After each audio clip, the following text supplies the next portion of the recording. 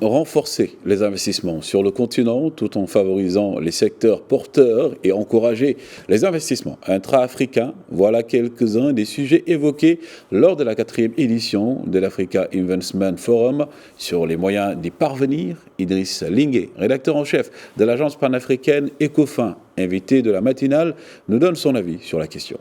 Déjà, il faut comprendre l'esprit global de l'African Investment Forum. C'est le principal événement organisé par la Banque africaine de développement dans le cadre, avec le but de mettre en place, de mettre ensemble un ensemble d'acteurs qui croient au développement de l'Afrique. Évidemment, il faut le rappeler, la BAC n'est pas toute seule.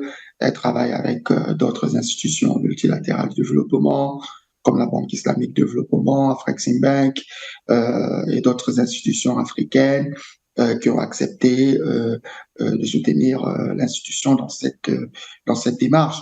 Et lorsqu'on parle de libérer les chaînes des valeurs en Afrique, c'est au-delà d'une thématique politique, c'est vraiment une question d'économie réelle.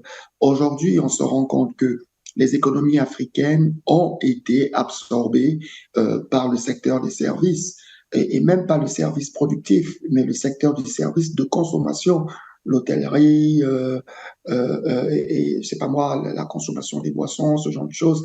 Mais derrière, il n'y a pas une logique de chaîne de valeur, il y a une rupture de la chaîne de valeur. Or, c'est dans la chaîne de valeur qu'il y a la création d'emplois, qu'il y a l'amélioration du produit intérieur brut, qu'il y a la création même des opportunités et par conséquent l'amélioration des conditions de vie, de la capacité des États à mobiliser des ressources.